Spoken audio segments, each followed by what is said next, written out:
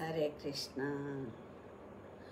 భగవద్భక్తులందరికీ పాదాభివందనాలు చేసుకుంటూ, వైష్ణవులందరికీ దండవత్ ప్రణామాలు అర్పించుకుంటూ, శిక్షాగురువులందరికీ పేరు పేరున ఋషికేశ్ దాస్ ప్రభుజీ, రఘునాథ్ గురు ప్రభుజీ, గోవర్ధన్ దాస్ ప్రభుజీ, రావతి మాతాజీ, రసరాణి మాతాజీ, వీళ్ళందరికీ నాకు కృతజ్ఞతలు తెలియజేసుకుంటూ, వాళ్ళు చెప్పింది విని మీ దగ్గర మళ్ళీ నేను రీప్రొడ్యూస్ చేయడానికి ప్రయత్నిస్తున్నాను కాబట్టి వాళ్ళందరికీ కృతజ్ఞతలు తెలియజేసుకుంటూ, వర్తమాన ఇస్కాన్ గురు పరంపరకి పాదాభివందనాలు అర్పించుకుంటూ, మళ్ళీ మీ ముందుకి ఇంకొన్ని విషయాలు మీతో చర్చించుకోవడానికి మీ ముందుకి వచ్చేసాను. లాస్ట్ టైం మనం ఎప్పుడూ చెప్పుకుంటున్నట్లుగా భగవద్గీత యథాతథంలో 108 ఇంపార్టెంట్ శ్లోకాలు మనం తెలుసుకుంటున్నాము. అందులో ఆల్మోస్ట్ 76 శ్లోకాలు అయిపోయాయి. అది 9వ అధ్యాయం. ఇవాళ 77వ శ్లోకం 9వ అధ్యాయంలో 34వ శ్లోకం. ఆ శ్లోకం చెప్పుకున్నాక మనం లాస్ట్ టైము భాగవతంలో 11వ పార్ట్ అని అందులో సగం చెప్పుకున్నాము. అది చెప్పుకునే టైం ఉంటే మనం 9 అధ్యాయాలు కంప్లీట్ అయిపోతున్నాయి అంటే మనకి భగవద్గీతలో 18 అధ్యాయాల్లో సగం అధ్యాయాలు కంప్లీట్ అయినట్టు.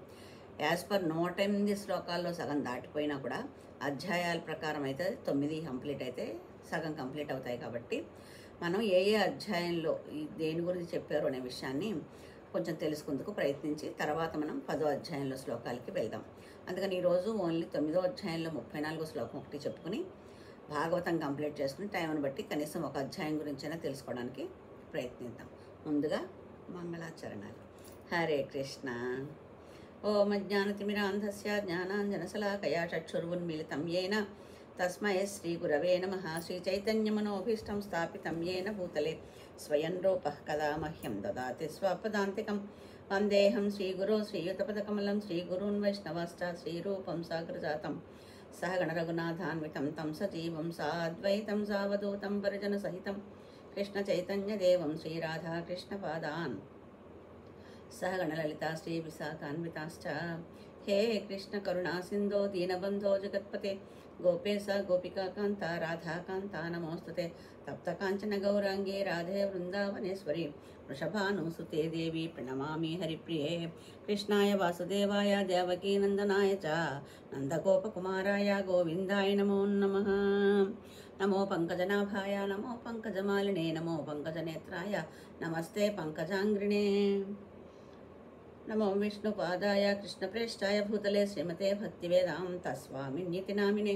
నమస్తే సారస్వతే దేవే గౌరవాణి ప్రచారిణే నిర్విశేష శూన్యవాది పాశ్చాత్య దేశతారిణే. నమో మహావదన్యాయ కృష్ణప్రేమప్రదాయ చ కృష్ణాయ కృష్ణచైతన్యనామ్నే గౌరత్విషే నమః. వాంఛాకల్పతరుభ్యశ్చ కృపా సింధుభ్యైవ చ పతితానాం పావనేభ్యో వైష్ణవేభ్యో నమో నమః. జయ జయ శ్రీ చైతన్య జయ నిత్యానంద జయ అద్వైత చంద్ర జయ గౌర భక్త బృంద. జయ జయ శ్రీ చైతన్య జయ నిత్యానంద జయ అద్వైత చంద్ర జయ గౌర భక్త బృంద. జయ జయ శ్రీ చైతన్య జయ నిత్యానంద జయ అద్వైత చంద్ర జయ గౌర భక్త బృంద.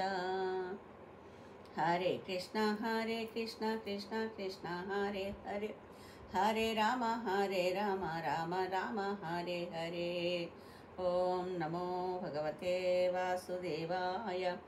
ఓం నమో భగవతే వాసుదేవాయ. ఓం నమో భగవతే వాసుదేవాయ. మూకం కరోతి వాచాలం భంగుం లంఘయతే గిరిం యత్కృపాతమహం వందే శ్రీగురుం దీనతారిణం పరమానందమాధవం శ్రీచైతన్య ఈశ్వరం. హరే కృష్ణ. మనం ముందుగా 9వ అధ్యాయంలో 34వ శ్లోకం ఏంటో చూద్దాము.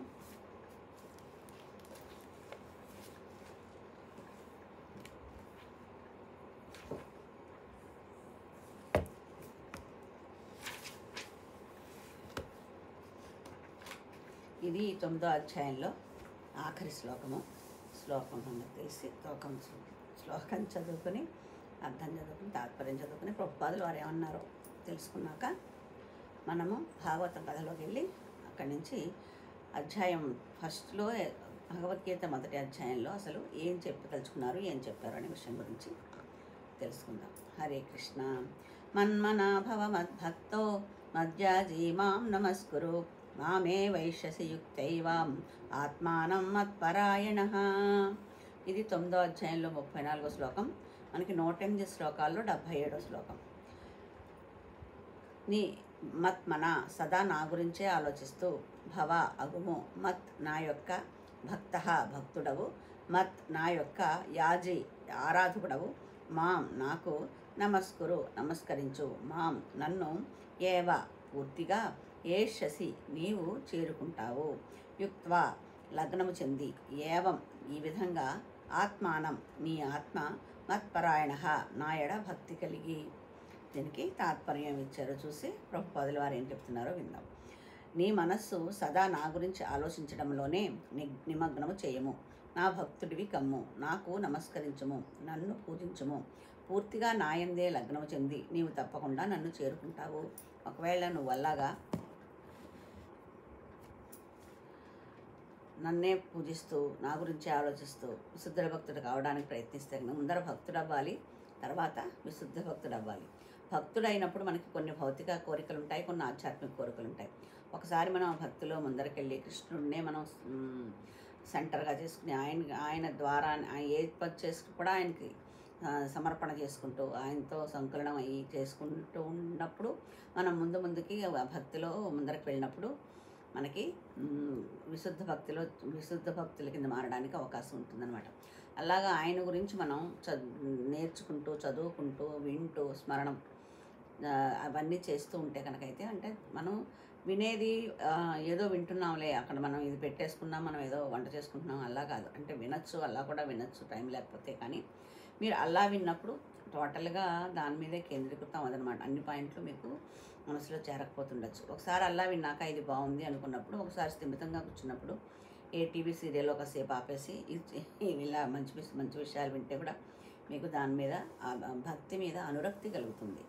ఒకసారి భక్తి మీద అనురక్తి కలిగినప్పుడు మనకి ఏంటంటే, ఫస్ట్ మనం భౌతికంగా మనకి ఎలా ఉంటుందంటే, ఇది చేస్తే మనకేమి లాభం వస్తుంది అలా ఉంటాం కదా జనరల్గా.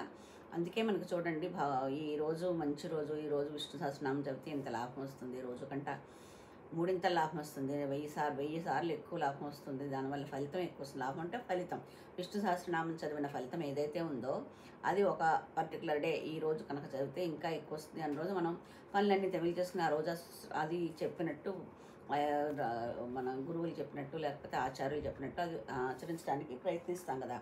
అలాగే ఫస్ట్ మనకి ఆ బుద్ధి మొట్టమొదట అలాగే ఉంటుంది, ఇది చేసిన ముందు నాకు లాభం ఏంటి అని. అలా అనుకోవడంలో తప్పులేదు, ఎందుకంటే మనం ఒకసారి భక్తి మొదలవగానే మొత్తంగా విశుద్ధ భక్తిలాగా దీనివల్ల నాకేం లాభం వద్దు అనే అభిప్రాయం మనకి రాదు. ఎందుకంటే మనం ఇంకా ఈ భౌతిక బంధాల్లో కొట్టుకుని తిరుగుతూ ఉంటాం కాబట్టి మెల్లిమెల్లిగా దాంట్లో, అంటే మనకి అది మనం బలవంతంగా తెచ్చుకునేది కాదు, కోరికలు పోవాలి అనేది మనం బలవంతంగా తెచ్చుకునేది కాదు. ఒకసారి భగవంతుని భక్తిలో చేరి దాని మీద మనం ఒక్కొక్క అంచెలుగా మనం దాంట్లో ముందరకెళ్తే అది మనంతటా మనం ప్రయత్నించక్కర్లేకుండానే అవన్నీ కోరికలన్నీ వెనక్కి వెళ్ళిపోతాయి.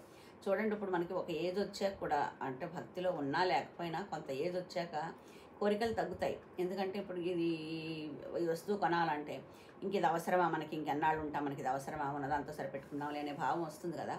అదే భావం మన భక్తిలో ఉన్నప్పుడు ఏజ్తో సంబంధం లేకుండా ఎంత అవసరమో అంతే కావాలి అనే భావన పెరుగుతుందన్నమాట. ఇప్పుడు ఏదైనా తీసుకున్నా కూడా అది మనకి కృష్ణుడికి ఉపయోగిస్తుందా, ఇది కృష్ణుడి సేవలో ఉపయోగిస్తుందా, మనం కృష్ణుని సేవ చేయడానికి ఇది పనికొస్తుందా, కృష్ణుని సంతృప్తి చేయడానికి మనకు పనికొస్తుందా, మన భావన ఫస్ట్ ఏముంటుందంటే, మనం భక్తి చేస్తే కనుకైతే మన కోరికలు కృష్ణుడు తీరుస్తాడు, మన కృష్ణుడిని నమ్మేమో అంటే మన కోరికలు తీరుస్తాడు అనే భావన ఉంటుంది. తర్వాత అందులోకి ముందరికి వెళ్ళిన కొద్దీ ఏమవుతుందంటే, కృష్ణుడికి మనం ఏం చేస్తే ఆయన సంతోషిస్తాడు, కృష్ణుడు మనకేమి ఇస్తాడు అనే భావం పోతుంది. కృష్ణుడికి ఏం చేస్తే ఆయన సంతోషపడతాడు అంటే మనకి మెయిన్ ఏమైపోతుందంటే, కృష్ణుని సంతోషపెట్టడమే మన భావంలాగా అయిపోతుంది అనమాట. అప్పుడు ఇంకా మన కోరికలు ఏమి ఉండవు, మన గురించి అన్నీ ఆయనే చూసుకుంటాడు. అందుకైనా సర్వస్వ శరణాగా చేస్తే నేను నిన్ను మీకున్నది పోకుండా చూస్తాను, లేనిది మీకు ఇస్తాను అని కిందటి ఎపిసోడ్లో మనం అంతక్రితం ఎపిసోడ్లో చదువుకున్నాం కదా. అందుకని ఆయన ఏమంటున్నారు ఇక్కడ, సదా నా గురించే ఆలోచించు, నన్ను తలుచుకోవడంలోనే నిమగ్నం అవ్వు, నా భక్తుడివిగా మారు, నాకు నమస్కరించు, నన్ను పూజించు. అలా పూర్తిగా నాయందే నీ మనసును లగ్నం చేసినట్లయితే కనుకైతే నువ్వు తప్పకుండా నన్ను చేరుకుంటావు. కృష్ణుడే అలాగని మీకు నన్ను చేరుకుంటావు తప్పకుండా అని మీకు ఆశ్వాసం ఇస్తున్నప్పుడు, నమ్మకం కలిగిస్తున్నప్పుడు మీకు నమ్మకపోవడానికి ఏముంది? ఎవరో భౌతిక మనుషులు కాదు కదా చెప్తుంటా. అది ఒక్క విషయాన్ని మీరు పట్టుకుని భక్తిలోకి మనం, అంటే మీరంటే మనం పట్టుకుని అది మనం ఆయన పాదాలు వదలకుండా మనం భక్తి బీజం వేసినప్పుడు పడినప్పుడు దాన్ని మనం అభివృద్ధి చేసుకోవడానికి ప్రయత్నించాలన్నమాట. అది ఒక్కసారి మనం కృష్ణుడిని మనస్ఫూర్తిగా నమ్మి ఆయన అడుగుజాడల్లో నడిచి ఆయన భక్తిలో మనం ఉందాము అనుకున్నప్పుడు మనం ఒకవేళ దాన్ని కిందకి వెళ్ళిపోదామన్నా కూడా ఆయన వెళ్ళనివ్వడు. మనం చేయి పట్టుకుని పైకి లాగుతూనే ఉంటాడు. మనం సినిమాల్లో చూస్తూ ఉంటాం చూడండి, దాని దగ్గర ఈ వాళ్ళు రౌడీలు వాళ్ళందరూ ఏదో అతను చెప్పినట్టు చేస్తూ దానిలో ఉంటారు. కొన్నాళ్ళు అయ్యాక అది విసుగెత్తిపోతుంది. ఏమవుతుందో భయం అవుతుంది. భయమైనప్పుడు ఏమంటారు, బాబు నేను ఇంక ఈ విషయాల్లో నీకు సాయం చేయదలుచుకోలేదు, నీ దగ్గర పని చేయదలుచుకోలేదు అని ఎవరైనా చెప్పారనుకోండి, వాళ్ళు వెళ్ళనిస్తారా? వెళ్ళనివ్వరు. నువ్వు ఇంట్లో ఉంటే ఇందులో ఉండు, లేకపోతే చనిపోవాల్సిందే, చంపేస్తామంటారు. అలాగే అది ఏంటంటే అది భయం, అది ఒక విధమైన చెడు కార్యమైనా కూడా ఇంకా వాళ్ళ బాస్కి వదిలి బయటికి వెళ్ళడానికి ఉండదన్నమాట. అలా వెళ్ళే ప్రయత్నం చేసినా వాడు వెళ్ళనివ్వరు. అలాగే ఇక్కడ కృష్ణుడు మనం ఒకవేళ చేయలేకపోతున్నామేమో, ఇది మనకి అంతగా బాగుండట్లేదేమో, మనకి టైం ఇవ్వలేకపోతున్నామేమో, మనం దీని గురించి వెనక్కి వెళ్ళిపోదాము అనుకుంటే కనుకైతే, అంటే ఒక్కసారి మీరు అందులో అడుగుపెట్టి భక్తి చేద్దాము అని మనస్ఫూర్తిగా నమ్మి ఒక అడుగు వేసినా కూడా ఇంకా ఆయన మిమ్మల్ని అక్కడి నుంచి జారనివ్వరు. దాంట్లోనే మీకు అభివృద్ధి వచ్చేలాగా ఆయన అవకాశం ఇస్తారనమాట. ఆ ప్రయత్నం అయినా చేస్తారనమాట. అందుకని నన్నే పూజించు, నన్నే నమస్కరించు అంటున్నారు ఇక్కడ. దీనికి మన ప్రభుపాదుల వారు ఏమంటున్నారో ఒకసారి చూసి చదువుకుందాము. అయితే ఈ కలుషిత భౌతిక జగత్తు బంధాల నుండి బయటపడడానికి కృష్ణ భావనే ఏకైక మార్గమని ఈ శ్లోకంలో స్పష్టంగా చెప్పబడింది. కృష్ణుని ప్రేమించడం, కృష్ణుడి అంటే మనం ఈ భౌతిక బంధాల నుంచి విడవడాలి అని మనకు కోరుకుంటే కనుకైతే శ్లేష్మంలో పడిన ఈగలాగా కొట్టుకుపోతున్నాం. ఇందులోనే కొడుకులు అంటాం, మనవలు అంటాం, మనవరాళ్ళు అంటాం, మునిమనవలు అంటాం, లేకపోతే పక్క వాళ్ళు అంటాము, అదంటాం ఇదంటాం. ఇందులో ఎన్నాళ్ళు మనం ఎన్నాళ్ళు కొట్టుకుంటాం ఇలాగా. మనకంటూ మనం ఆలోచించుకోమా, మన బుద్ధి ఏంటి అని ఆలోచించుకోమా అని మన భావన వచ్చినప్పుడు కృష్ణ భక్తి భావనే మెయిన్ అనమాట. చాగంటి కోటేశ్వరరావు గారు గురుగారు ఆయన చెప్తూ ఉంటారు, మనం ఎక్కడికైనా 2 రోజులు ప్రయాణానికి వెళ్ళాలంటే మంచి సూట్ కేసు సర్దుకుంటాము. ఇవి దీనికి ఇది కావాలి, దానికి అది కావాలి, దానికి అది కావాలని. మరి నీ తుది ప్రయాణం అయిన తర్వాత అక్కడికి వెళ్ళడానికి నువ్వేం తీసుకెళ్తున్నావు? నీకు కూడా నువ్వు బట్టలు తీసుకెళ్ళలేవు, డబ్బులు తీసుకెళ్ళలేవు, నీ చుట్టాలు తీసుకెళ్ళలేవు, నీ భార్యని పిల్లల్ని తీసుకెళ్ళలేవు. మరి ఏం తీసుకెళ్తావు? ఆ తీసుకెళ్ళడానికి నీ ప్రయత్నం ఏం చేస్తున్నావు అంటారు ఆయన. దానికి మన భక్తి మార్గంలో వెళ్ళి ఒక మంచి కార్యం చేయడానికి ప్రయత్నించి ధర్మాలు చేసుకుంటూ భగవంతుని ప్రార్థిస్తూ ఈ కృష్ణ భక్తిలోకి వచ్చినట్లయితే కనుకైతే అదే మనం కూడా తీసుకెళ్ళేది. మన కృష్ణ భక్తి భావంలో వీళ్ళు ఏం చెప్తున్నారంటే, ఒక్కసారి నువ్వు భక్తిలో ప్రవేశించావు అంటే కనుకైతే, ఒకవేళ నువ్వు ఈ ప్రతిసారి చెప్పుకుంటున్నాం, మనం చాలాసార్లు చెప్పాను, ఇది మళ్ళీ చెప్తున్నాను అనుకోకండి. ఎందుకంటే మనకి ఒకసారి వినగానే అది మనకి రికార్డ్ అవుతుందని నమ్మకం లేదు. ఏదో పని చేసుకుంటూ ఉంటాం, లేకపోతే ఏదో చేస్తలో వింటాము. అందుకనే మళ్ళీ చెప్పడం. ఇందులో భగవద్గీతలో కూడా ఈ భాష్యంలో ఒక్క పద్యానికి చెప్పిన భాష్యంలో ఉన్న విషయం రెండో పద్యంలో చెప్పినప్పుడు ఉండదు అని అనుకోవద్దు. ఎందుకంటే దాన్ని స్ట్రెస్ చేసి దానికి ఒక విషయం విపులీకరించాలి అంటే పదే చెప్పినట్టే ఉంటుంది. అది మనకు చెప్పుకునేది ఏంటంటే, ఒక్కసారి కృష్ణ భక్తిలోకి వస్తే మనకి జన్మలో గోలోకానికి వెళ్ళడానికి కావలసినంత ప్రయత్నం మనం చేయలేకపోయినట్లయితే కనుకైతే నెక్స్ట్ జన్మ తప్పనిసరిగా భక్తుల ఇంట్లో కానీ ఒక ఐశ్వర్యవంతుల ఇంట్లో కానీ పుట్టి మనకి ఈ భక్తి ఎప్పుడైతే ఇక్కడ వరకు మనం ఏ 10%, 20%, 1% ఏదో మొదలుపెట్టాం కాబట్టి చేసుకున్న భక్తి ఎక్కడ ఉందో, ఎంతవరకు చేసామో దాని తర్వాత నుంచే మొదలవుతుంది. అంటే అందుకే మనకు చూడండి, చాలామంది చిన్నపిల్లలు శ్లోకాలు చెప్పేస్తున్నారు, లేకపోతే వాళ్ళు ఇంకా అసలు మనకి కూడా మనం వల్లించలేని పలకలేని పదాలను కూడా వాళ్ళు పలికి ఎంతో అభివృద్ధి చెందుతున్నారు. అంటే వాళ్ళది కిందటి జన్మలో యొక్క ఏమైతే భక్తి చేశారో దాన్ని పుచ్చుకుని ఈ జన్మలోకి వచ్చారనమాట వాళ్ళు. అందుకని అంత ఇదిగా చేయగలుగుతూ ఉంటారు. అలాగే మనం కూడా ఒక భక్తి అంటూ చేయడం మొదలుపెట్టామంటే మనకి గ్యారంటీ ఏంటంటే నెక్స్ట్ జన్మ మానవ జన్మే వస్తుంది. ఫస్ట్ థింగ్ ఏంటంటే 84 లక్షల కోట్ల యోనులు ఉన్నప్పుడు అందులో కాకుండా మనం మానవ జన్మ కంపల్సరీ వస్తుంది అని కృష్ణయ్య చెప్తున్నాడు మనకి. ఒకసారి నువ్వు నా భక్తి భావంలో అడుగుపెట్టావు అంటే అంటే ఇప్పుడు నేను 70 ఏళ్ళు వచ్చాక నేను భక్తిలో ప్రవేశించాను అనుకోండి, మరి నాకు ఎన్నాళ్ళు ఉందో ఇంక తెలియదు కదా. ఆయుర్దాయం అంతా మళ్ళీ 150 ఏళ్ళు 100 ఏళ్ళు అలా ఉండదు కదా. మన ఆరోగ్యరీత్యా, మన శరీరరీత్యా, దేశకాలమాన పరిస్థితులను బట్టి ఎన్ని రోజులు మన ఆయుర్దాయం అనేది తెలియదు. మరి ఇంత చిన్న షార్ట్ టైంలో ఎంతని భక్తి చేయగలుగుతాను, ఎంత ఆయన్ని మెప్పించగలుగుతాను? కష్టం కదా.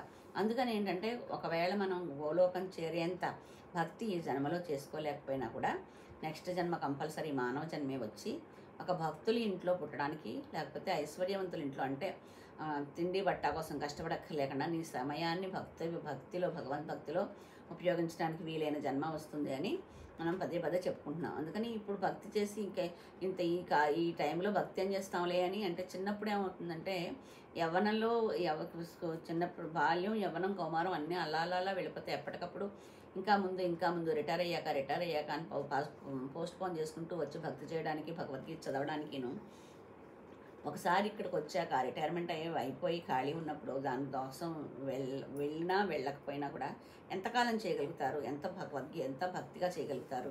అంతేకాకుండా ఇంక ఈ వయసులో ఇంకేం చేస్తాం, నాకు కాళ్ళ నొప్పులు, చేతుల నొప్పులు అని ఆ టైంలో కూడా మనం భక్తి భావంలో ముందరకెళ్ళకుండా వెనక్కడుగు వేయడానికి ప్రయత్నిస్తాం. అలా కాకుండా ఏ వయసుతో సంబంధం లేకుండా భక్తిలో మనం ప్రవేశిస్తే కనుకైతే, ఇప్పటికీ ఇంకా అవకాశం ఉన్నవాళ్ళు ఆ భక్తిలో ప్రవేశిస్తే మనకి జన్మ ఉండదు అని చెప్పడం కష్టం, కానీ మానవ జన్మ మాత్రం తప్పనిసరిగా మానవ జన్మలోనే పుట్టుతాము అనేది మనం ఈ భక్తిలోకి వచ్చిన వాళ్ళకి గ్యారంటీ అని మాత్రం మనం నమ్మచ్చు. అయితే ఈ చెప్తున్నది ప్రభుపాదుల వారు ఏమంటున్నారంటే, ఈ భౌతిక జగత్తు బంధాల నుండి బయటపడడానికి కృష్ణ భావనే ఏకైక మార్గమని ఈ శ్లోకంలో సూచించబడింది. సమస్తమైన భక్తియుక్త సేవను దేవదేవుడైన శ్రీకృష్ణునికే సమర్పించమని ఇక్కడ స్పష్టంగా చెప్పబడింది. అంటే నన్నే పూజించు, నన్నే ధ్యానించు అన్నప్పుడు మొత్తం అంతా నీ దృష్టి అంతా ఆయన మీదే కేంద్రీకరించి ఆయన ధ్యానించమని చెప్తున్నారనమాట. ఇది కృష్ణుని మనస్సుకు, కృష్ణునికి భేదం లేదు. శ్రీకృష్ణుడు సాధారణ మానవుడు కాడు, అతడు పరతత్వము. అతని దేహము, మనస్సు స్వయముగా అతడు అన్నీ ఒక్కటే, పూర్ణమే. అతను విడివిడిగా ఏమీ లేదు. ఆయన మనస్సు వేరు అని కానీ, లేకపోతే అతను మామూలు మనిషి కాదు, పరతత్వము. దేహం వేరు, మనసు వేరు, ఇవన్నీ మనకి అన్నీ ఆయన సృష్టించినట్లు ఆయనే సృష్టించుకుని ఆయనే పూర్ణుడుగా ఉన్నాడనమాట.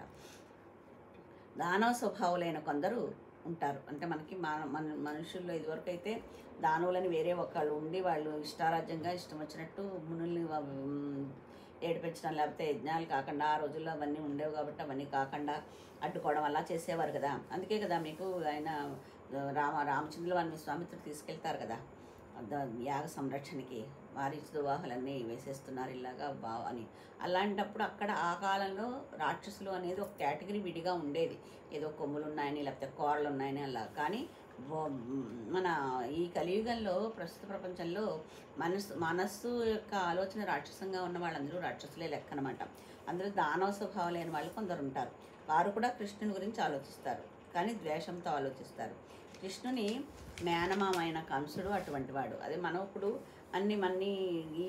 ఈ కాలంలో మనం భక్తి చేస్తున్నాం అనుకోండి, మనం భక్తి చేస్తే దాన్ని వ్యతిరేకిస్తూ ఉంటారు కదా, వ్యతిరేకిస్తూ ఉంటారు, ఇష్టమైన కామెంట్ చేస్తూ ఉంటారు. ఆ కామెంట్ చేయడానికి కృష్ణనామం తీసుకోవాలి. నీ కృష్ణుడు ఎలాంటి వాడు అంటే కృష్ణనామం తీసుకున్నారు, కానీ అది భక్తితో కాదు, మన ఎక్కిరించడం కోసం అలా తీసుకునే వాళ్ళు కూడా ఉంటారనమాట. అయితే కంసుడు కృష్ణుడి కోసం సదా ప్రతి నిమిషం ఆలోచించేవాడు, కానీ అతడు తన శత్రువుగా కృష్ణుని తలబోసాడు. మనకు భక్తితో కాదు. కృష్ణుడు ఎప్పుడొచ్చి తనను చంపుతాడో అని ఆలోచిస్తూ అతడు సదా ఆ చింతలో ఉండేవాడు, భయపడుతూ. ఎక్కడ కొంచెం చిటుక్కుమంటే వచ్చేసాడేమోనని చంపేశాడు. అంటే అతనికి తెలుసు అతని చేతిలో తనకు చావు ఉందని. ఆ చావు తప్పించడం కోసమే ఎంతోమంది చిన్నపిల్లలని అందరినీ చంపేశాడు. కృష్ణుడి మీద కూడా ఎన్నో రకాలైన దాడులు చేయించాడు కదా. అందుకని అతనికి తెలుసు ఏ నిమిషంలోనైనా వచ్చేస్తాడు, చంపేస్తాడు. అందుకని సతతం కృష్ణుడినే తెలుసు. భక్తితో తెలుసుకునే వాళ్ళకి ఏమన్నా ఒక నిమిషం ఏమరపాటు ఉంటుందేమో, కానీ భక్తిలోంచి ఆయన తలుచుకోవడంలో, లేకపోతే ఏదో పనిలో పడో, లేకపోతే ఎందులోనో ఎందుకో ఆ ఎమరపాటు ఉంటుందేమో, కానీ ఈ భయంతో తలుచుకునే వాళ్ళు మాత్రం అనుక్షణం ఒక్క సెకండ్ ఖాళీ లేకుండా భగవంతుడినే తలుచుకుంటారు. భయంతో తలుచుకుంటే కూడా ఈ రకమైన ఆలోచన మనకి సహాయపడదు. భక్తి లేకుండా భయంతో ఆయన శత్రుత్వంతో ఆయన తలుచుకున్నది మనకి సహాయపడదు. మనిషి శ్రీకృష్ణుడి భక్తిమయ ప్రేమతో ఆలోచించాలి. అదే భక్తి. కృష్ణ విజ్ఞానాన్ని అతడు నిరంతరము సాధన చేయాలి. అట్టి అనుకూలమైన సాధన ఏమిటి అంటే అదే ప్రామాణిక గురువు నుండి నేర్చుకోవడం. మనం మొదటి నుంచి చెప్తూ ఉంటాం కదా, ఏ భగవద్గీత విన్నా, భాగవతం విన్నా ప్రామాణిక గురువు ద్వారా వినాలి, వాళ్ళు చెప్పాలి, గురు పరంపర ద్వారా తెలుసుకోవాలని. అందుకని భగవంతుని యొక్క భక్తి అయినా కూడా ఆ కృష్ణ విజ్ఞానాన్ని పెరగాలంటే ఈ పుస్తకాలు చదవాలి, గురువుల దగ్గర నుంచి వినాలన్నమాట. అందుకే మనిషి తన మనస్సును నిత్య రూపముపై అంటే శ్రీకృష్ణుని ప్రధాన రూపంపై నెలకొల్పాలి. ఆ కృష్ణుడి రూపం ఏది ఉందో దాని మీద నిలిపి మనస్సుని లగ్నం చేస్తే మనకి ఏకాంతత ఏర్పడుతుందన్నమాట, ఏకాగ్రత. హృదయంలో శ్రీకృష్ణుడే దేవాదేవుడనే పూర్తి నమ్మకంతో అతడు అర్చనలో నెలకొనాలి. మన మనసులో ఉన్నది శ్రీకృష్ణ భగవానుడే అనే ఉద్దేశం మనలో పెంచుకుంటూ ఉండాలన్నమాట. అతడు శ్రీకృష్ణుని శ్రీ విగ్రహం ముందు తలవంచి తన మనస్సును, దేహాన్ని, కర్మలను, సమస్తాన్ని నియుక్తం చేయాలి. భక్తుడైతే ఏం చేయాలంటే శ్రీ విగ్రహం ముందు నిల్చుని తల వంచి మనస్సును, దేహాన్ని, కర్మలను అన్నిటిని ఆయనకే సమర్పిస్తున్నాననే భావంతో ఉండాలి. అదే అతన్ని అనన్యముగా కృష్ణునితో పూర్తిగా లగ్నమయ్యేటట్టు చేస్తుంది. అలాంటి భావనే మనకు ఒకసారి అది మనకు ప్రయత్నపూర్వకంగా ప్రాక్టీస్ చేసి దానిలో మనం ముందరకెళ్ళడానికి ప్రయత్నిస్తే కనుకైతే అదే కృష్ణుల్లో చేరడానికి తోడ్పడుతుంది. కృష్ణుడి మీద అనన్య భక్తి పెరగడానికి అవకాశం ఉంటుందన్నమాట. విశుద్ధ భక్తుడు నేరుగా దేవాదేవుణ్ణి చేరుతాడు, దేవాదేవుని సేవను చేపడతాడు. ఆ సేవ చేయడం వల్ల ఆయనకి గోలోకం చేరడానికి అవకాశం ఉంటుందన్నమాట. భగవంతుడు స్వయంగా విశుద్ధ భక్తుల రక్షణను స్వీకరిస్తాడు కనుక విశుద్ధ భక్తుడు పతనం చెందే అవకాశమే లేదు. మనం భక్తిలో విశుద్ధ భక్తి రావడానికి టైం పడుతుందంటే విశుద్ధ భక్తుడు అయితే కానీ కృష్ణుడు మనకు హెల్ప్ చేయడానికి కాదు. భక్తిలో మనం ఒక చిన్న అంకురం పడి మనం భక్తిభావంలో ముందరకు వెళ్దాము అని ప్రయత్నించినప్పుడే ఆయన మనకి సాయం చేయడం ప్రారంభిస్తాడు. చెప్తున్నారు కదా, నీ దగ్గర ఉన్నది నేను పోకుండా చూసుకుంటాను, నీకు ఏది కావాలో అది నేను ఇస్తాను అని చెప్తున్నారు కదా. అందుకని విశుద్ధ భక్తులను అయితే ఇంక పతనం చెందే అవకాశం ఉండదు. మామూలుగా భక్తులైతే పతనం చెందుతున్నారేమో అని అనిపించినప్పుడు ఆయన తప్పనిసరిగా సాయం చేస్తారనమాట. అందుకే బుద్ధిమంతుడైన వ్యక్తి కృష్ణ భావన పద్ధతిని నేరుగా చేపెట్టి ఈ భౌతిక జగత్తులో సుఖంగా జీవించాలి. చివరకు అతడు శ్రీకృష్ణుని పరమ వరదానాన్ని పొందుతాడు. ఆయన భక్తిలో ఒకసారి ప్రవేశించి సర్వస్వ శరణాగతి అని అన్నప్పుడు ఆయన అవన్నీ కాపాడి ఆయన లోకానికి తీసుకెళ్తాడనమాట. ఇది శ్రీమద్ భగవద్గీతలోని పరమ గుహ్య జ్ఞానం అనే పేరేమో ఈ 9వ అధ్యాయం. దీనికి ఈ మన శ్రీల ప్రభుపాద యథాతథము అనే పుస్తకంలో పెట్టిన పేరు అది. మనకి మామూలుగా విడిగా దొరికే భగవద్గీతలో దీని 9వ అధ్యాయం పేరు రాజయోగం. కానీ ఆయన ఈ శ్లోకాలకు అర్థం చెప్పడంలో మనం ఏం నేర్చుకుంటున్నామో అనే విషయాన్ని ఆకలింపు చేసుకుని దానికి తగ్గ పేరు ఈయన పెట్టారనమాట. అందుకే మనకి ఈ భగవద్గీత కానీ భాగవతం కానీ మనం ఒక అధ్యాయం ఒక హెడ్డింగ్ చూడగానే కూడా మనకి అందులో ఏం చెప్పబోతున్నారు అంటే దేని గురించి వివరించబోతున్నారు ఆ వివరాలు మనకు తెలియకపోతుండొచ్చు, కానీ దేని గురించి వివరించబోతున్నారు అనే విషయం మనకి ఈ ప్రభుపాదుల వారి పుస్తకంలో హెడ్డింగ్ చూడగానే అర్థమవుతుంది. హరే కృష్ణ కృష్ణ కృష్ణ హరే హరే, హరే రామ రామ రామ హరే హరే.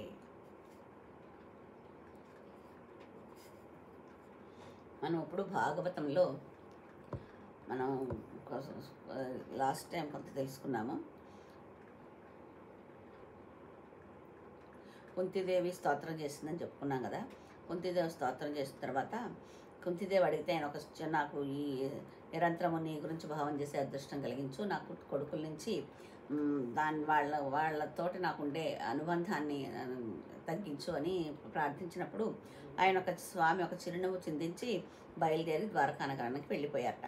తర్వాత ఏంటంటే వెళ్ళిపోయిన తర్వాత 10 నెలలకి ఉత్తర గర్భం నుండి పరీక్షిత్ మహారాజు ఉద్భవించారు. అయితే ఇప్పుడు తర్వాత ఏం చెప్తున్నారంటే భీష్ముని చరిత్ర చెప్తున్నారు.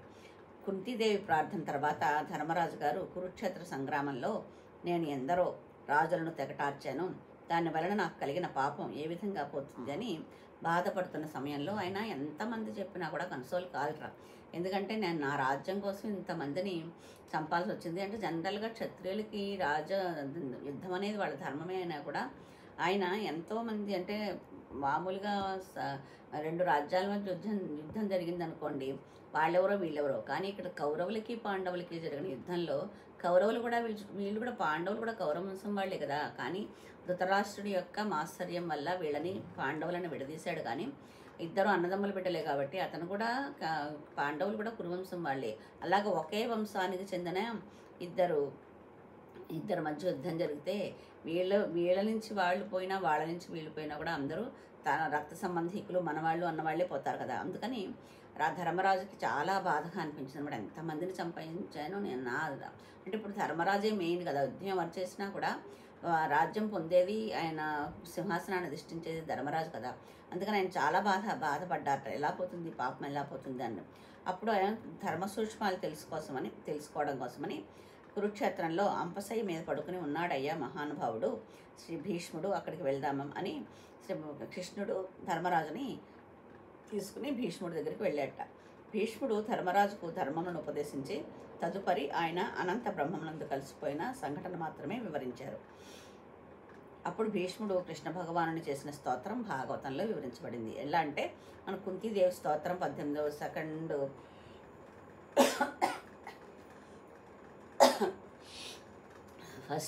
మొదటి స్కందంలో 6వ అధ్యాయంలో 18వ శ్లోకం నుంచి 43వ శ్లోకం వరకు కుంతీదేవి స్తోత్రాలు ఉన్నాయన్నమాట. అలాగా భీష్ముడు కూడా భీష్మ స్తోత్రం ఉంది. భీష్ముని చరిత్ర అది కూడా భాగవతంలో వివరించబడింది. భీష్ముని చరిత్ర మహాభారతము, దేవి భాగవతము ఇత్యాది గ్రంథాలలో చెప్పబడింది. భీష్ముని జీవితం అంతా తేలికైన విషయం కాదు. ఆయనను అర్థం చేసుకోవడం చాలా కష్టమైన విషయం. భాగవత అంతర్భాగం కానప్పటికీ అవగాహన కొరకు భీష్ముడి గురించి మనం కొంత తెలుసుకోవడం మంచిది. ఇది నేను ఇదివరకు చెప్తున్నట్టుగా చైత్రశ్రీ ఫౌండేషన్ వాళ్ళు వాట్సాప్లో మాకు అందరికీ పంపించిన దాంట్లోంచి మీకు చదివి వినిపిస్తున్నాను. విష్ణు సహస్రనామ నామం కూడా అర్థాలతోటి తాత్పర్యాలతోటి మీకు 108 శ్లోకాలు చెప్పింది వీళ్ళు పంపించింది. ఇప్పుడు భాగవత కథలు కూడా మీకు 11వ కథ నడుస్తుందంటే 10 కథలు కూడా వాళ్ళు పంపించినవి, వాళ్ళు పంపించిన చూసి మీకు చదువు చెప్తున్నాను అనమాట. ఇప్పుడైతే ఇక్కడ భీష్ముడి గురించి మనం కొంత తెలుసుకుందామంటున్నారు కదా. ఒకానొకప్పుడు బ్రహ్మగారు ఒక పెద్ద సభనొకని ఏర్పాటు చేశారు. ఆ సభకు ఋషులు, ప్రజాపతులు మొదలైన వారందరూ వచ్చారు. వారు ఆ సభ ఎందుకు కూర్చుని ఈ లోకంలో కళ్యాణం జరిగేటట్టు చూడడం ఎలాగానే, భూలోకంలో కళ్యాణం జరగడం ఎలాగంటే మంచి జరగడం ఎలాగానే ఆ విషయం గురించి ఆలోచిస్తున్నారట. భగవంతుని యందు భక్తి కలిగేటట్టు ప్రవర్తించడం ఎలాగా, భగవంతుని పూజించడం ఎలాగా, భక్తి చేయడం ఎలాగా అని చర్చించుకుంటున్నారట. ఈశ్వరుని గుణములను ఆవిష్కరించి ప్రజలలో భక్తి పెంపొందితే ఆ భక్తి వలన వారికి కావలసిన సమస్త కామములు చేకూరుతాయి. మనం అనుకుంటూ ఉంటాం కదా, ఇవి చేస్తే మనకేం లాభం వస్తుంది అని. అలాగే భక్తిలో వాళ్ళు ఉంటే కనుక అయితే వాళ్ళకి కావాల్సిన అవసరాలన్నీ తీరుతాయి. వాళ్ళలో భక్తి ప్రేరేపించడం ఎలాగా, అంతేకాక వారు నడవవలసిన పథంలో నడిచిన వారు అవుతారు.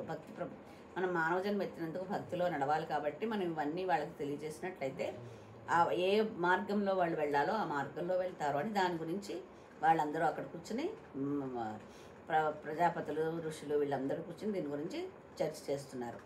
అయితే అందుచేత వీళ్ళందరికీ ఏ విధంగా కళ్యాణం సాధించి పెట్టాలని సభ జరుగుతోంది. కళ్యాణం అంటే మంచి, మనం పెళ్ళి వివాహాన్ని కళ్యాణం అంటాం కదా, ఇది కళ్యాణం అలా కాదు. లోక కళ్యాణం కోసం అంటారు కదా, మనకి రామనవమి లేకపోతే పార్వతీ కళ్యాణం, రుక్మిణి కళ్యాణం ఇలాంటి చేస్తే హోమాలు అవి మనకి ప్రపంచంలో ఏదైనా వర్షాలు పడకపోయినా లేకపోతే సరే కష్టాలు ఎక్కువైనా అలాంటప్పుడు లోక కళ్యాణార్థం అని వాళ్ళు చేస్తారు కదా. కళ్యాణం అంటే మంచి జరగాలి అనమాట. ఆ సభ జరుగుతున్న సమయంలో ఒక విచిత్రమైన సంఘటన జరిగింది. సభలోకి గంగాదేవి ప్రవేశించింది. గంగమ్మ పరమ పవిత్రురాలు. ఆమె హిమవంతుని పెద్ద కూతురు. సహజంగా ఆవిడ చాలా సౌందర్యరాశి. పార్వతీదేవికి తోబుట్టు కనుక విశేషమైన అందగత్తె. మహాసౌందర్యరాశి అయిన గంగ అక్కడ ఉండగా చతుర్ముఖ బ్రహ్మగారి సభలో వాయువు వీచింది, గాలి వచ్చిందట. ఒక పెద్ద గాలి వచ్చింది. ఆ గాలి గంగాదేవి పమిట తొలగింది. ఆ గాలికిల్లా మనకి బట్ట కదా ఎగురుతూ ఉంటుంది కదా, అలాగా పమిట తొలగిందట. ఇటువంటి సంఘటనలు అనుకోకుండా జరిగినవి కావు. వీటి వెనక ఆదిపరాశక్తి అయిన అమ్మవారి ప్రణాళిక ఏదో ఉంటుంది.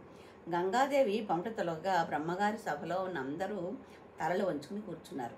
అది పవిత్రమైన మహా ఇల్లాలు కదా, అందుకని అది ఆవిడ అవసరంగా అన్ఎక్స్పెక్టెడ్గా జరిగింది, అనుకోకుండా జరిగిన ఆ సంఘటన వల్ల ఆవిడ మీద గౌరవంతో అందరూ అటు చూడకుండా తలల వంచు కూర్చున్నారట. కానీ ఆ సభలో కూర్చున్న గోభిషుడు అనే ఒక రాజర్షి మాత్రం తదేక దృష్టితో గంగమ్మను చూస్తున్నట్ట. ఆవిడ అందాన్ని పరిశీలిస్తున్నట్ట రాజర్షి. అయితే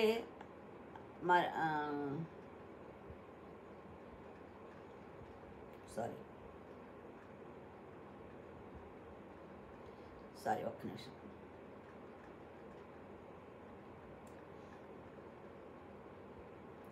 ఆ గంగమ్మను అలా చూస్తుంటే ఆశ్చర్యకరంగా గంగమ్మ కూడా రాజర్షి వంక చూసిందట. ఆమె ఎంతో పవిత్రాలు అయినా కూడా ఆయన అల్లన అంటే ఆశ్చర్యంగా అలా అందరూ తలంచుకుంటే నన్ను ఎందుకు అలా చూస్తున్నాడు అనే ఆశ్చర్యం దృష్టితో గంగమ్మ కూడా రాజర్షి వంక తదేక దృష్టితో చూసిందట. వారిద్దరి యందు కామము అతిశయించింది. వారిరువురు కూడా తాము చతుర్ముఖ బ్రహ్మగారి సభ యందు ఉన్నామన్న విషయాన్ని మర్చిపోయారు. మనం ప్రేమికులు చూస్తూ ఉంటాం చూడండి, రోడ్డు మీద కూడా వాళ్ళు ఏం చేస్తున్నారో వాళ్ళకి అర్థం కాదు. ఇప్పుడు పార్కుల్లో కూర్చుంటారు, పక్కన ఎవరున్నారో ఏమిటో అర్థం కాదు, వాళ్ళ కబుర్లో వాళ్ళు మునిగిపోయి ఉంటారు. ఎక్కడున్నారు, ఏం చేస్తున్నాము, పబ్లిక్గా ఉన్నామా లేకపోతే ప్రైవేట్గా ఉన్నామా, అసలు ఏమీ వాళ్ళకి దృష్టిలోకి రావు. అలాగా వీళ్ళిద్దరూ అసలు బ్రహ్మగారి సభలో ఉన్నామన్న విషయమే మర్చిపోయారట. వారిరుడు కూడా చతుర్ముఖ బ్రహ్మ గారి సభయందు ఉన్నామన్న విషయాన్ని మర్చిపోయారు. ఈ సంఘటన వెనక ఏదో పెద్ద ప్రణాళిక నిర్మాణం జరిగిందని మనం అర్థం చేసుకోవాలి. ఎందుకంటే గంగమ్మ కూడా మంచి పవిత్రాలు, అంతేకాకుండా ఈయన కూడా ఒక రాజర్షి. చతుర్ముఖ బ్రహ్మకి ఒక విషయాన్ని చర్చించడానికి ఆయన పిలిచారు అంటే ఆయన కూడా ఒక మంచి పొజిషన్లో ఉన్నాయనే కదా, ఆషామాషి మనిషి ఉండరు కదా. అందుకని అయినా కూడా వాళ్ళిద్దరూ అలా ప్రవర్తించారు అంటే దీని వెనకాల ఏదో కథ ఉందని మనం అర్థం చేసుకోవాలి అంటున్నారనమాట. అప్పుడు బ్రహ్మగారికి వారి ప్రవర్తన చూసి ఆశ్చర్యం వేసింది. బ్రహ్మగారి సభలోకి వచ్చి గంగమ్మ ఇలా ప్రవర్తించడం ఏమిటి, రాజర్షి అలా ప్రవర్తించడం ఏమిటి అని అనుకుని వారిద్దరినీ శపించారు. ఇలా సమయాలు లేకుండా కామప్రచోదనం కలిగి ప్రవర్తించావు కాబట్టి నీవు భూలోకమునందు జన్మించదు కాక అని రాజర్షిని శపించారు. గంగమ్మను కూడా నీవు కూడా ఆ రాజర్షికి భార్యవై కొంతకాలం భూలోకమునందు జీవించదువుగాక అని శపించారు. అయితే అంటే వాళ్ళిద్దరూ ఒకళ్ళనొకళ్ళు చూసుకున్నారు కాబట్టి కామం ఉద్భవించింది కాబట్టి వాళ్ళిద్దరినీ భూలోకంలో భార్యాభర్తలుగా అవ్వమని బ్రహ్మగారు శపించారు. అయితే గంగమ్మను నీవు కూడా అని శపించారు. తదనంతరం శరీరం విడిచిపెట్టిన తర్వాత మరల స్వర్గంకి వస్తావు, అక్కడ కొంతకాలం అక్కడ ఉన్నాక మర్త్యలోకంలో మరణం కంపల్సరీ కాబట్టి నువ్వు మరణించిన తర్వాత మళ్ళీ ఇక్కడికి వస్తావు అని శాప విమోచనం కూడా చెప్పారట. ఆ కారణం చేత రాజర్షి తాను ఎవరి కడుపున జన్మించాలి అని చూస్తున్నాడు. ఆ కాలంలో భారతవర్షంలో ప్రతీపుడు అనే గొప్ప మహారాజు భరతవంశంలో జన్మించాడు. మహాధర్మమూర్తి, బిడ్డలు లేరు. ప్రతీపుడిని చూసి ఆయనకు కుమారుడుగా జన్మించాలని ఈ రాజర్షి నిర్ణయం తీసుకున్నాడు. ఆయన ఆ నిర్ణయం తీసుకుని ప్రతీపుడి కుమారుడిగా జన్మిద్దామని భూలోకంలో ప్రవేశించే సమయంలో గంగమ్మ బ్రహ్మలోకం నుంచి కిందకి దిగి వస్తోంది. ఆమె కూడా మానవ జన్మ ఎత్తాలి కదా. అయ్యో, నేను ఎంత పొరపాటు చేశానో, నేనైనా ఆ సమయంలో పమిట సర్దుకుని సరిగా ప్రవర్తించి ఉంటే పాపం ఆ రాజర్షికి అన్ని ఇబ్బందులు వచ్చి ఉండేవి కాదు.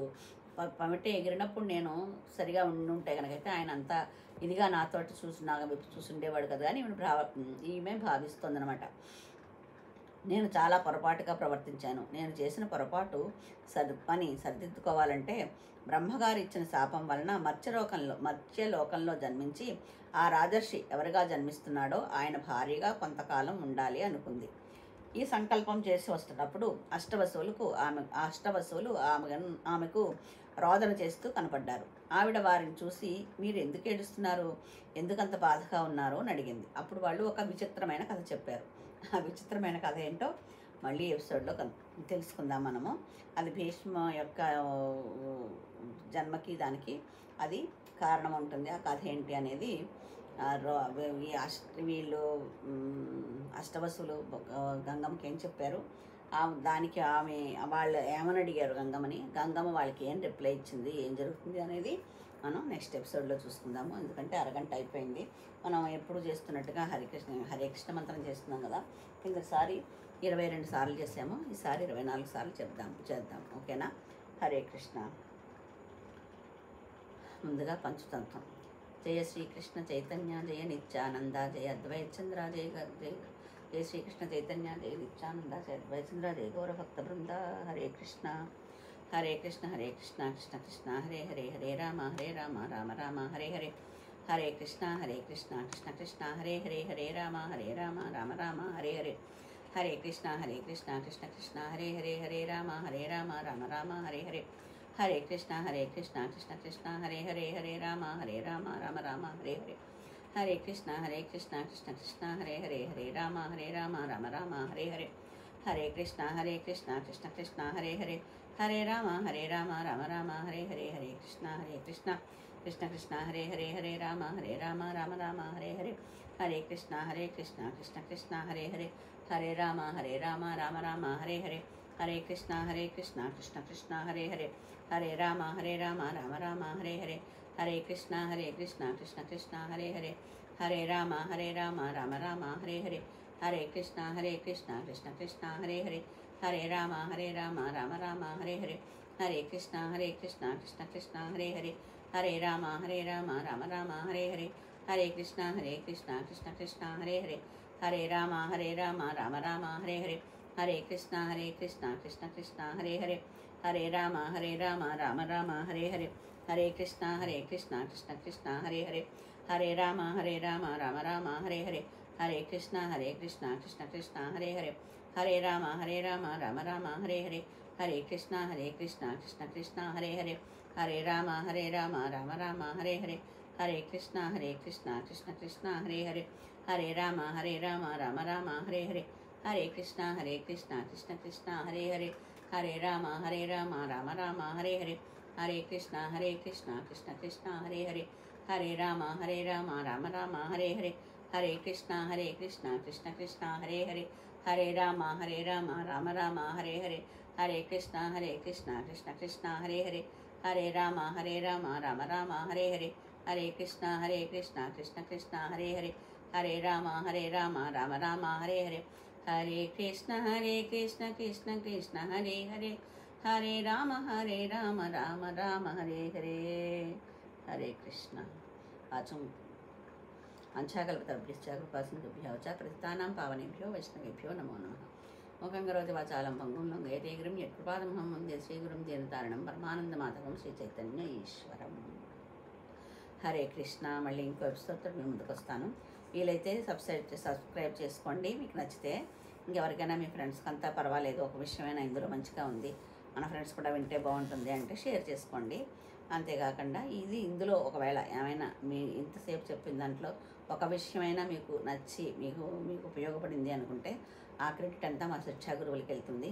ఏమిటో శుద్ధి చెప్పింది ఏం బాగోలేదు అనుకుంటే అది నాకే వస్తుంది. హరే కృష్ణ. ఉంటాను మరి. మళ్ళీ నెక్స్ట్ ఎపిసోడ్లో కొన్ని విషయాలు తెలుసుకోవడానికి ప్రయత్నిద్దాం. హరే కృష్ణ.